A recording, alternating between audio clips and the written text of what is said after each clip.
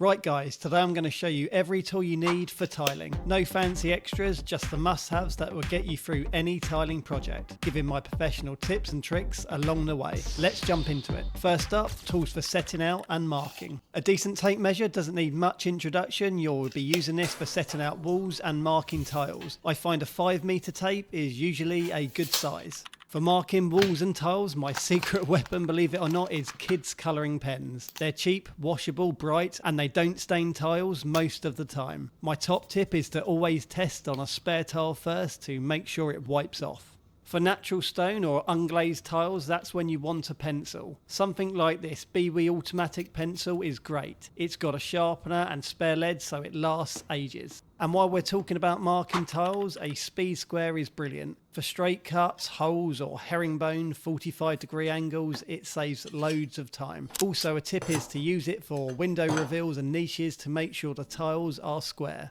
The most important tool in this section, decent levels. You'll have one in your hand every couple of minutes. They are vital for setting out and making sure tiles are level and plumb. I use these thin stability levels, giving better visibility, and I find they're more accurate for checking tiles. Grab yourself a few different sizes, but make sure you've got at least a 6-foot level for longer runs. Laser levels are great for certain jobs, but you'll never replace checking tiles with a physical level, especially when you're making sure tiles are actually touching, straight and plumb.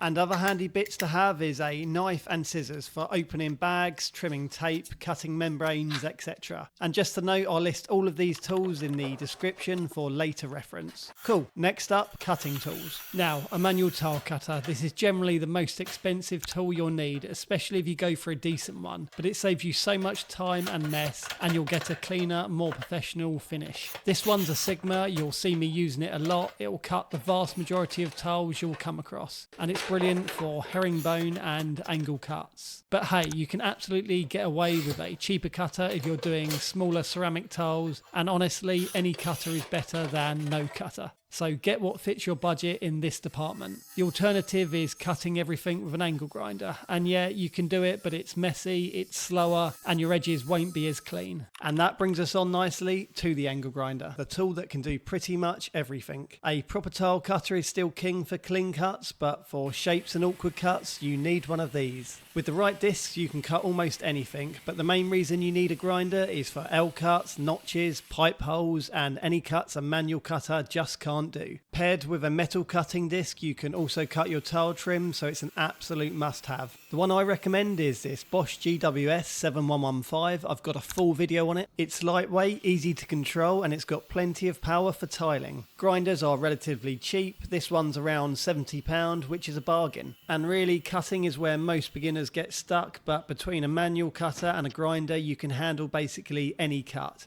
If you want the full cutting tutorial, then go and watch my how to cut any tile video after this. Okay, to go with your grinder, you need the right cutting discs, because the wrong disc can give bad results like rough cuts, chips, and it'll just make life harder. For tiles, I recommend a diamond porcelain blade for most jobs. I use discs like the BW B Magic Blue or the Ruby TCR Red. They last a good couple of months with frequent use, and I find they give a really clean finish. And for metal trim, you need a proper metal cutting disc. I use these Bosch ones. You can buy them in a multi-pack tin, and that'll last you absolutely ages. If your disc starts vibrating, first check it's fitted the right way around. Then take it off and reseat it. Sometimes it's just not sitting flat, and that will help most of the time. Next up is a tool that's seriously underrated, and it's been part of tiling long before all the fancy power tools, the tile nippers. These are brilliant for shaping tiles, nibbling out small notches, and pinching bits around pipes and awkward edges. And honestly, if you only need to take off a tiny piece, nippers are often quicker than firing up the grinder. They're quick, they're simple, and I use them pretty much daily. For accurate pinching, scribe the tile first, either on your cutter wheel or with the grinder. Then nip up to your line, you'll get much neater results. Same with removing notches. Scribe your line first, and the waste will usually snap out clean. To get a really good finish after cutting, you want a diamond rubbing block. It's one of those tools that just makes your work look more professional. I use a 200 grit block for pretty much everything. It's a good all-rounder. It'll tidy up chipped edges, clean up rough cuts, and may even save you if a few of those cuts are a bit dodgy. Also, I like to keep an old warm block just for metal trim. It's perfect for smoothing up and knocking off sharp edges.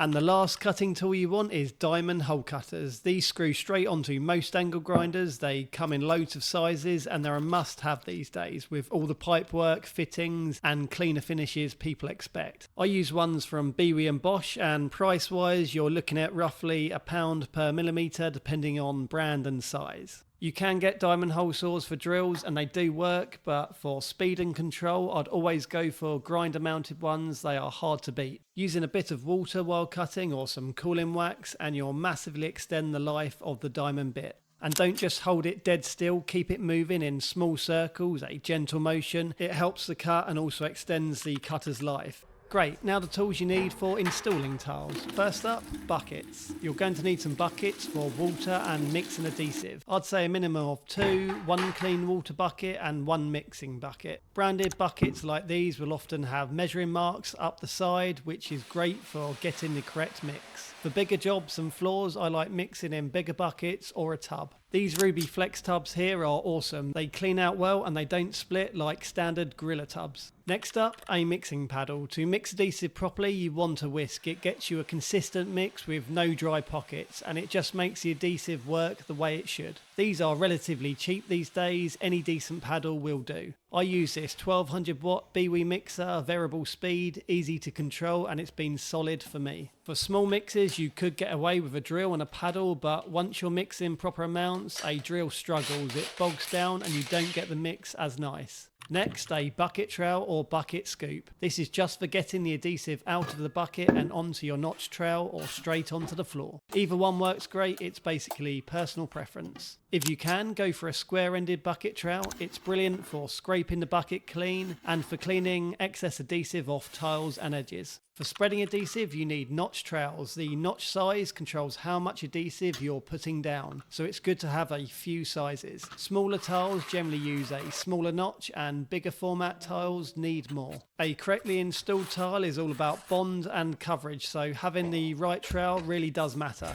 The 3 sizes I use most and I'd recommend to start with are 6mm, 8mm and 10mm. Those 3 will cover pretty much every scenario.